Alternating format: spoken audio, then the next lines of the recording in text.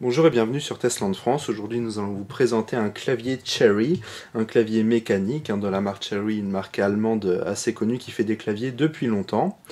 Et c'est un des meilleurs claviers au monde et pour l'instant c'est le clavier le plus rapide au monde, on va vous expliquer pourquoi. Donc c'est un clavier mécanique, principalement pour les gamers, et il vaut à peu près 200 €, il est entre 190 et 200 €. Ce clavier qui peut être aussi appelé le MX 3930 ou 3930. Donc voilà, on l'a dans une boîte assez sympa, assez simple, le logo Cherry. On a vu sur la boîte deux des technologies de chez Cherry, sans doute une que vous connaissez peut-être, qu'il y a dans d'autres claviers, qui a été créé justement par Cherry, c'est le MX, la technologie MX, et on retrouve aussi une nouvelle technologie, la RK. Dessus, on va voir à quoi ça sert. C'est justement pour une rapidité assez impressionnante. Alors, hop, on va ouvrir cette boîte contenant ce clavier. Donc voilà, une boîte rouge avec, on peut voir ici le petit logo Cherry, donc d'une cerise. Vous ne l'avez peut-être pas vu justement sur la caméra. On va avoir ici une petite présentation de la technologie RK, la nouvelle technologie donc de chez Cherry. Donc il nous le présente, on verra ça après, de toute façon je vais vous expliquer ça sans les manuels. Et ici on a différents manuels, dont une partie en français, pour donc le manuel d'utilisation, comment il fonctionne, tout ça. Sachant que ce clavier, il est plug and play, il n'y a pas de logiciel en plus, vous avez juste à le brancher sur l'ordinateur et ça suffit. Donc ça c'est un bon point, ou un mauvais point en même temps, on va voir ça après aussi. Donc voilà, le clavier est très bien protégé, on va voir ce qu'il y a en plus ici.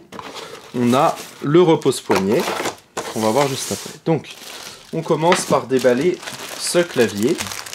On voit ici que nous avons un câble de 2 mètres en USB, c'est du USB 2.0 tout simple, avec le bout qui est plaqué or. Donc c'est un câble blindé, c'est un câble tressé qui va être vraiment très solide. Comme ça, au niveau durabilité dans le temps, ce sera au top. Donc on va l'ouvrir, hop, vous voyez il est bien protégé. On enlève la pochette plastique. Il est protégé par une petite pochette en tissu assez lourde. Voilà, ça fait vraiment premium, c'est très sympa. Et nous voici donc avec ce clavier Cherry, ici. Donc on peut voir ici un gros bloc en aluminium. Voilà, en dessous, on remarquera que c'est du plastique assez épais, de très bonne qualité. On va y revenir de toute façon. Voilà ce clavier, donc sans parler des technologies ni des touches, pour l'instant on va se concentrer sur le design de ce clavier. On va voir juste après aussi le repose-poignet qui est fourni avec. Donc ici on a la surface avec toutes les touches, donc bon, il n'y a pas énormément de touches non plus, c'est un clavier normal avec 105 touches qui seront donc contournés par ce système monobloc en aluminium, donc c'est du métal tout autour, donc c'est assez agréable, on a un aspect vraiment premium et aussi très solide, qui va être légèrement surélevé par rapport aux touches, ce qui fait qu'on va croire que les touches sont quand même assez fines, surtout en bas, même si on voit un petit renfoncement au niveau des différentes flèches directionnelles ici. Donc déjà un produit au niveau matériel d'excellente qualité. On retrouve un petit logo Cherry ici en dessous gravé sur le métal. Donc sur les côtés, rien de spécial, c'est biseauté. Donc en dessous c'est du plastique, on va y revenir après. Donc on a la surface au-dessus en métal, en aluminium, et en dessous en plastique. Donc au niveau de la hauteur, si on le relève, on est à peu près à 3 cm d'épaisseur. On va avoir donc une longueur de 45 cm en tout et une profondeur de 14 cm.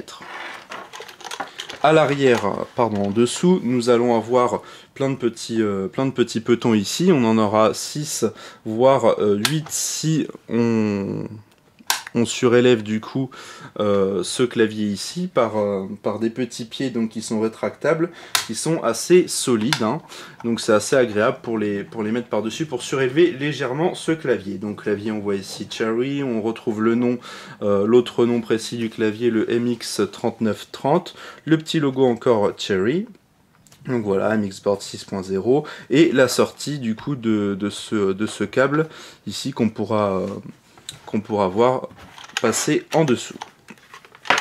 On retourne ici à l'avant de ce clavier, donc du coup on a un maintien super agréable et vraiment un très bon maintien sur la surface où il est. Il va pas se déplacer à moins que voilà qu'on appuie fort. Et en plus donc on a cette solidité pour ce monobloc en aluminium. On va voir juste après qu'il y a une petite fente ici et ça va être pour le repose-poignet. Donc le repose-poignet, il est assez agréable. Donc ici on a une surface mat antidérapante où on voit plein de petits logos MX qui rappellent la technologie MX de Cherry. On retrouve une petite surface ici en alu aussi avec le logo Cherry.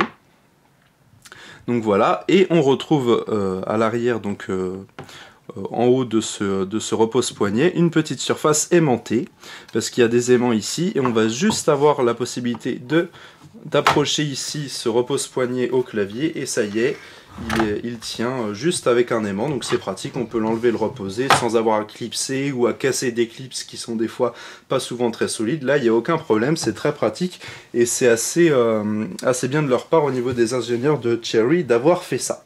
Donc une surface tout en pente ici, très agréable avec un repose-poignet super, qui prend pas en plus les traces de doigts, moi qui ai les mains très mates. Pardon, les mains moites, pas mates non plus. Donc voilà pour au niveau physique de ce clavier. Nous avons donc déplacé ce clavier qui est assez lourd tout de même, hein. Il fait 1,5 kg dû aux technologies qu'il y a dedans et aussi à sa façade en aluminium. Donc ce clavier ici avec des touches comme vous pouvez le voir rétroéclairées.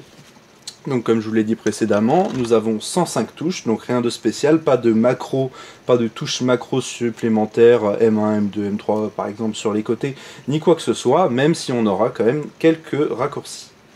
Donc on voit ici toutes ces touches ici, avec quelques petites touches spécifiques ici de raccourcis en haut. Donc on a juste 4 touches en plus que la moyenne, on va dire, des claviers.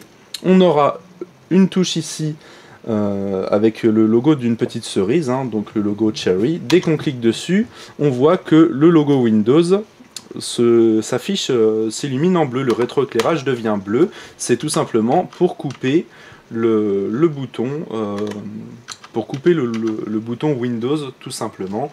Quand on veut pas être embêté, quand on est en train de jouer par exemple, hop, on appuie sur le bouton Windows sans faire exprès, c'est assez gênant. Donc voilà, ici un clavier rétroéclairé uniquement en rouge, mais avec beaucoup d'intensité. Donc ça, le rouge, ça fait assez sobre, assez sympa, et avec un aspect gamer en même temps, parce qu'on reste sur de l'aluminium en gris et des touches noires et le repose-poignet noir. Donc le rouge, ça donne un aspect assez sympa, assez gamer en plus. Et donc on va avoir plusieurs raccourcis ici. Donc j'en étais au raccourci de la touche Windows. On va avoir en plus 3 raccourcis plus multimédia avec lecture pause et précédent et suivant. On va avoir d'autres raccourcis en plus qu'on va retrouver en dessous les touches F1, F2 et F3 où il faudra rester appuyé du coup sur le bouton FN pour les utiliser. Donc on a un bouton pour mute, donc pour couper le son, moins fort et plus fort. On aura ici 5 boutons différents uniquement pour gérer le rétroéclairage du clavier.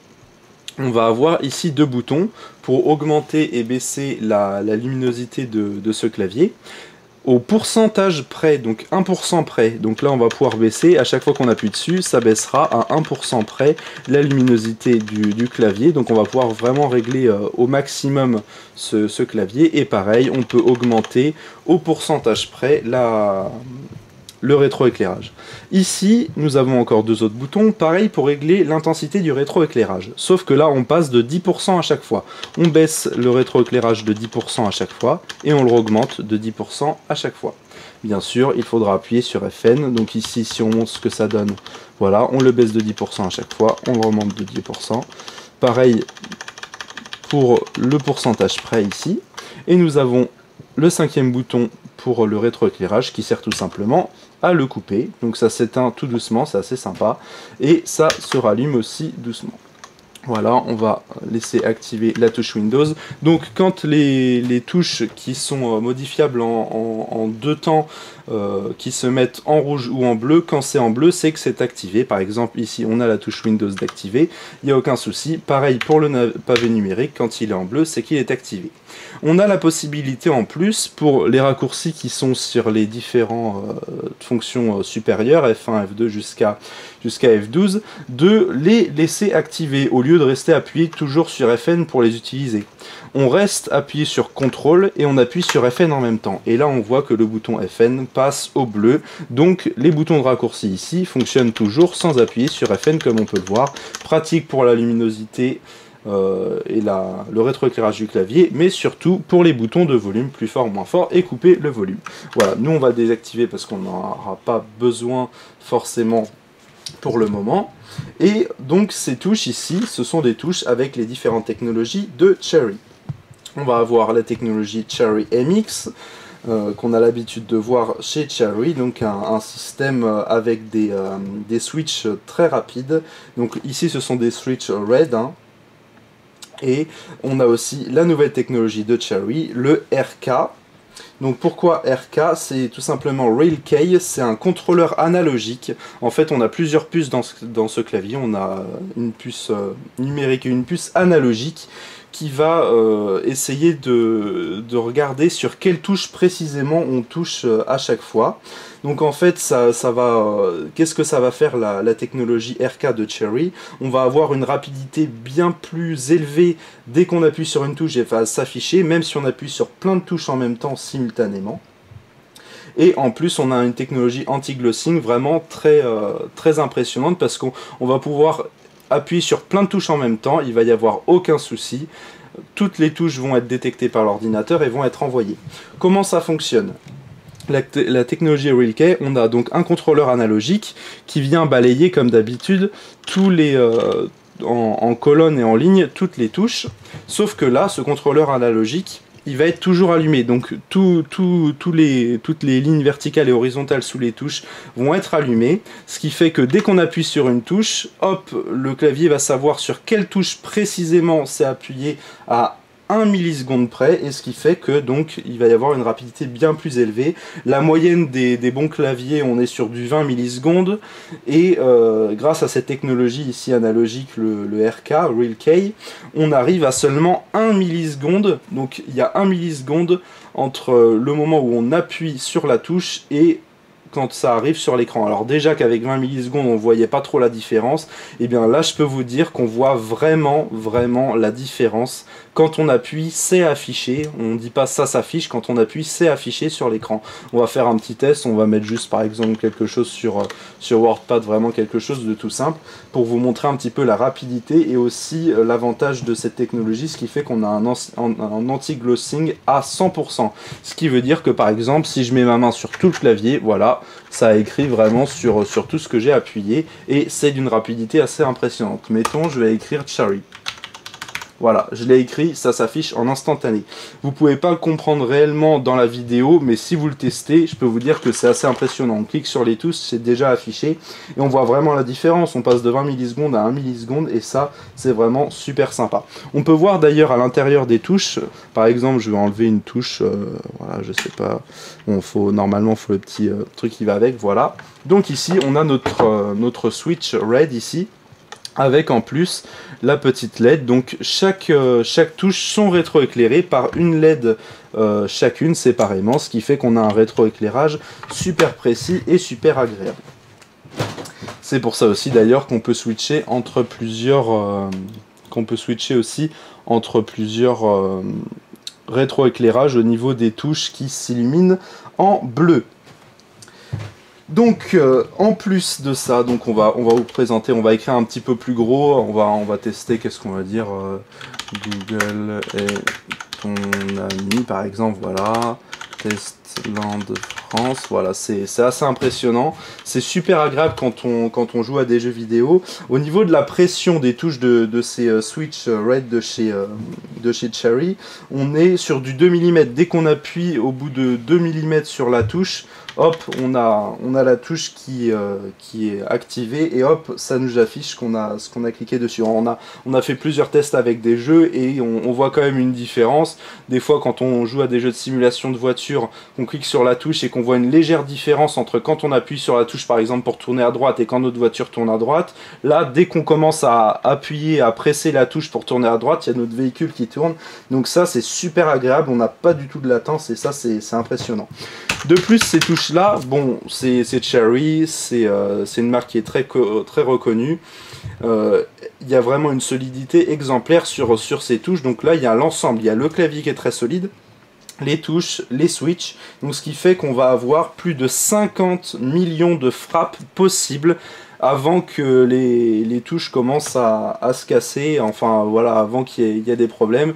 En gros, voilà, vous avez le temps d'avoir plusieurs vies avant de casser votre clavier, à mon avis. Donc c'est à peu près tout au niveau des technologies de Cherry.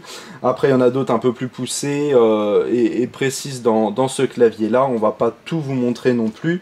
On va conclure sur les traditionnels points positifs et négatifs de ce clavier Cherry.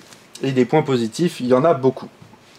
Alors dans les points positifs déjà, on a bien sûr le clavier, comme il est dit un peu partout, le plus rapide du monde. C'est vraiment une fusée, comme je peux le préciser au niveau de la rapidité. C'est assez impressionnant et je peux vous dire que si vous hésitez entre un clavier ou mécanique assez cher ou celui-là, eh bien celui-là il est vraiment ultra rapide, on voit nettement la différence. En plus donc de cette rapidité ici à 1 milliseconde contre 20 millisecondes pour d'autres claviers, on a en plus la qualité de conception et de fabrication. Ce clavier il a aucun problème, il est vraiment hyper solide. Son armature en métal en plus du plastique fait qu'il est super solide, qu'il a un aspect premium en plus. On y vient aussi au troisième point positif, que le design il est épuré, très simple et très agréable, tout en donnant une petite touche gamer avec donc ces bords en alu biseauté et surtout ce rétroéclairage en rouge qui peut être très puissant. Rétroéclairage qui, je le rappelle, est touche par touche. Donc j'ai déjà parlé de la solidité de l'ensemble. On a les touches donc qui sont très rétroéclairées et on va pouvoir régler au pourcentage près, donc de 0% à 100%. Ici, ou alors de 10% par 10%, plus ou moins.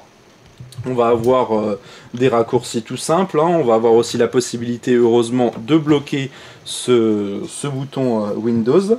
On a un système anti-glossing qui est au top, vraiment. On va pouvoir appuyer sur plein de touches en même temps sans qu'il y ait de problème. L'ordinateur va vraiment, enfin le clavier va envoyer vraiment tout à l'ordinateur, même si vous appuyez sur plein de touches en même temps, et ça c'est très agréable. Le repose-poignet aussi qui est assez sympa, très agréable aussi à utiliser, qui aide beaucoup. Il y en a certains qui sont pas très jolis, en plus celui-là il y pose bien les formes sur les bords. On retrouve le noir des touches et en plus c'est aimanté, c'est super sympa, il n'y a rien de plus simple, c'est un jeu d'enfant. On va aussi reparler du plug and play. Ce clavier il n'a pas de logiciel, on n'a pas de logiciel de paramétrage ni quoi que ce soit, vu que tout est là, il n'y a pas d'autre option, vu qu'il n'y a qu'un seul rétroéclairage aussi, et il n'y a pas de macro justement. Voilà, la conception aussi métallique en alu qui est assez sympa, qui est assez solide, qui va nous amener un aspect un peu plus premium, et en plus quand on touche c'est assez frais, c'est sympa. Et donc on a notre câble blindé et tressé qui va vraiment être très solide et qui fait en plus 2 mètres, donc je pense qu'il n'y a pas trop de problème pour que ça arrive jusqu'à votre tour ou même à votre ordinateur portable, parce que si vous arrivez chez vous et que vous avez un ordi portable, ça vaut le coup de prendre un clavier externe vu que vous aurez sûrement aussi une souris externe. Dans les points négatifs, on en a trouvé 2 petits. Dans le premier point négatif, c'est qu'il n'y a pas de touche supplémentaire, il n'y a pas de macro. Ce qui arrive au deuxième point négatif, deuxième et dernier point négatif, c'est qu'on n'a pas de logiciel. Si on n'a pas de macro, on n'a pas forcément besoin de logiciel. On aurait peut-être aimé en plus avoir quelques touches personnalisables, comme on a sur la plupart des autres claviers gamer, même à 2 fois moins cher. Mais on peut se dire que déjà ce clavier est une très belle avancée dans l'avenir des gamers. J'espère que Cherry va sortir un clavier comme celui-ci plus tard avec en plus des touches supplémentaires, mais là déjà je pense que je me priverai bien de macros pour utiliser ce clavier parce qu'il est hyper agréable et surtout d'une rapidité assez impressionnante. Donc au final, vu qu'il n'y a pas de macro et plus de rétroéclairage que ça, on n'a pas forcément besoin d'avoir un logiciel en plus. Donc ça peut être un avantage pour certains qui connaissent pas trop ou qui ont tout simplement envie de jouer, ou même si vous voulez faire du traitement de texte, si vous écrivez tout le temps, même si vous voulez faire des rapports, tout ça, vous n'êtes pas obligé d'être un gamer pour avoir ce clavier là, parce que les touches sont tellement rapides et le clavier est tellement agréable. Bon, faut juste avoir 200 € à débourser et là vous pouvez vous offrir ce petit bijou. Donc voilà pour ce clavier, on va en conclure. Un clavier gamer très haut de gamme, fait par Cherry totalement, donc c'est eux qui fabriquent en Allemagne, ils fabriquent en Allemagne directement leur Switch, et ils ont fait toute la conception eux-mêmes, donc là on a un clavier 100% Cherry, qui est super agréable, qui je le rappelle est super rapide, on est le clavier le plus rapide au monde, qui a une très bonne qualité de conception, de fabrication, tout en étant épuré et agréable. Donc au final, pour 200 €, on vous le recommande fortement. Si vous avez aimé nos vidéos, vous pouvez mettre un petit like sur Facebook, nous suivre sur notre Twitter, car on en a un à présent, et on se dit à bientôt pour de nouvelles vidéos sur Tesland France.